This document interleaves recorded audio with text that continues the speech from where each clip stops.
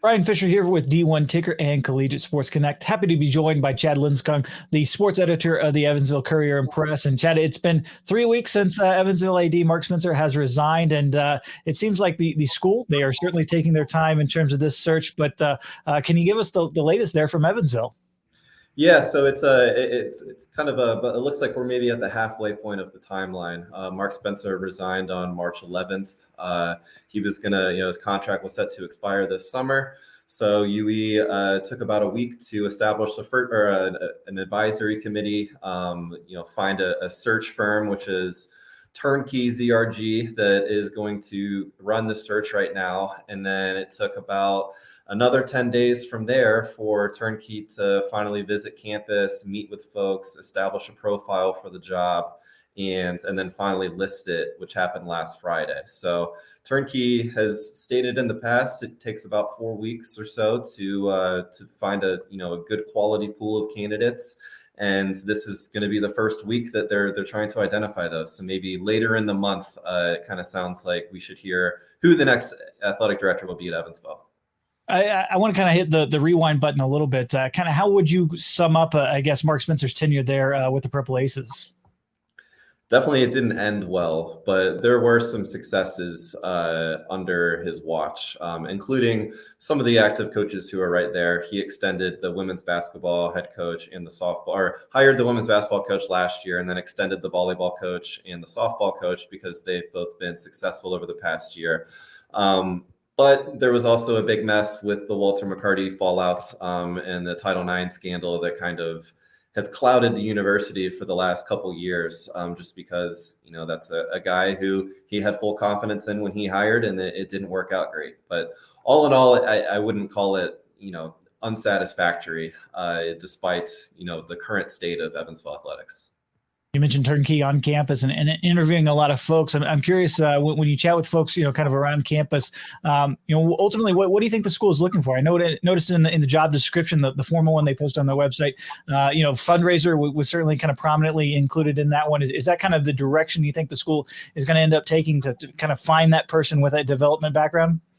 I think that, and then it does have to be a dynamic person in the sense of really rallying together a community. Across town, the University of Southern Indiana is jumping to Division I in the Ohio Valley Conference. So now you're going to be battling for those corporate dollars and for fan interest and, all sorts of things that the University of Evansville hasn't really had to worry about for the last few years when, USI was still in D2. So I think they're really looking for someone that can rally together the fan base. Ticket sales declined this year. They could decline kind of nationwide, so it's not an Evansville specific problem. But just in general, I think, they want somebody who is going to better the athletic department as a whole moving forward. You mentioned Southern Indiana, obviously moving to the OVC there, and I'm just curious, how does that dynamic kind of change? Certainly locally, is this gig more attractive, less attractive, given that you do kind of have that Division I competition now in town? Yeah, I would think that it's still very attractive, especially Missouri Valley Conference, basketball, baseball, and multiple sports. They're better than an average mid-major conference. So I think that just being in that company is attractive. But in general, the dynamic in town, USI, Southern Indiana, has around 10,000 students. They're a public school. The University of Evansville has about 2,000 students, private school. So you have all these different dynamics that are kind of going back and forth. And it's fun for local sports fans, but I think this is also a really pivotal opportunity because you don't want some disgruntled UE fans or those in the middle going over to Southern Indiana. I think, Evansville really wants to retain their fan base and build upon it. And so it's obviously a unique time too in the MVC. You have other AD openings in that conference. I'm curious, does that kind of increase the competition over the same kind of pool of candidates, or do you think Evansville will be able to kind of stand out on its own, given some of that rich history you just talked about? Yeah, I don't really know as far as how this job compares to others in the Missouri Valley, but I do think Evansville using Turnkey as a search firm. Turnkey's done some really prominent searches in recent years, including last year it was Miami and Kansas, and they're kind of a big name in this business. So I'm hoping that their stature in identifying candidates and finding candidates will lead to a really good quality person coming into Evansville. You mentioned identifying candidates. Obviously, anytime some of these bigger openings come up, there's kind of that instant short list. I'm curious if you heard any names that have been bannered around, or somebody that might have a connection to the program that could get consideration as part of the search. There are a few names that have been thrown around that are either locals.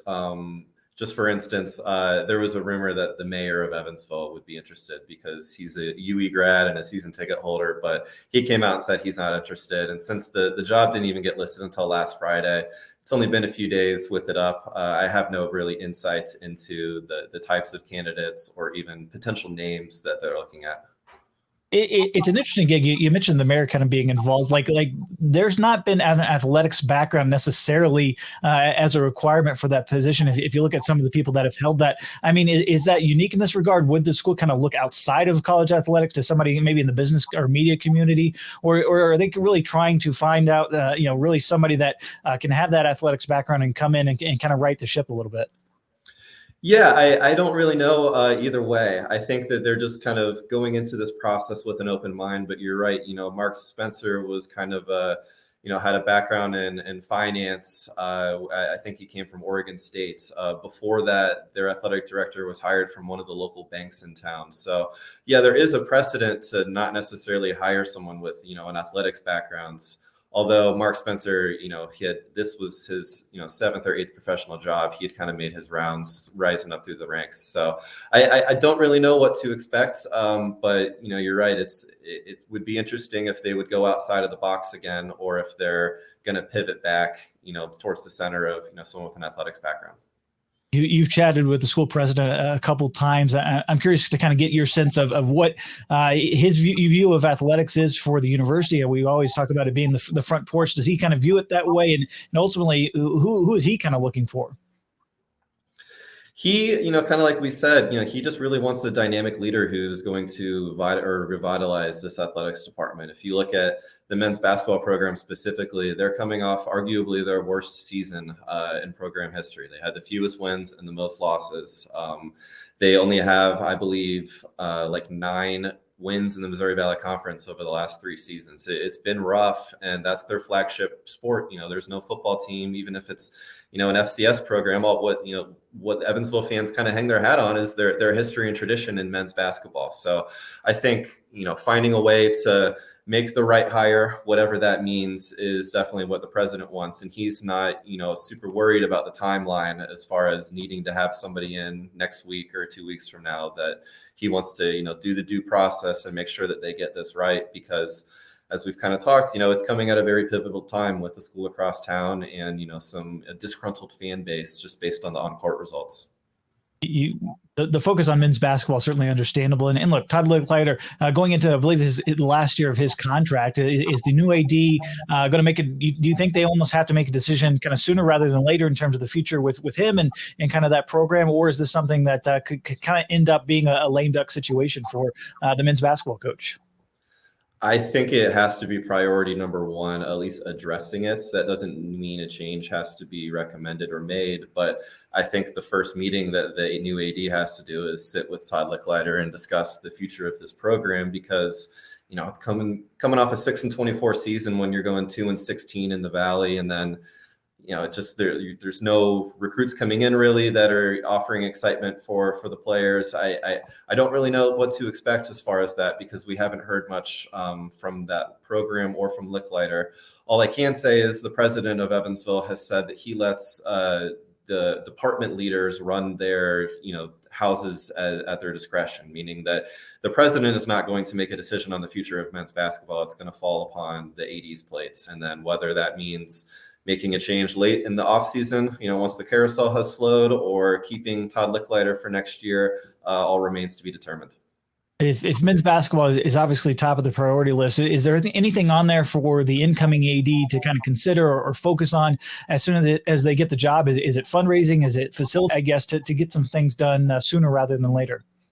I think when you're at a small school with a kind of a smallish pool of alumni and donors, that fundraising is always going to be of utmost importance. I don't think that facility upgrades are necessary at the moment, though, either. That is one thing that Mark Spencer can hang his hat on, is the baseball field went under an entire renovation and got artificial turf. So they're able to host schools like Michigan State and Indiana and beat schools like that. Women's basketball / volleyball, the facility that they use on campus got a brand new floor and a lot of lighting upgrades. And then Ford Center, where the men's basketball team plays, is one of the 2 or 3 nicest stadiums in all of the valley. So I think that Evansville has really good facilities, and that is going to be beneficial for the new AD to come in and figure out where their priorities are going to lie.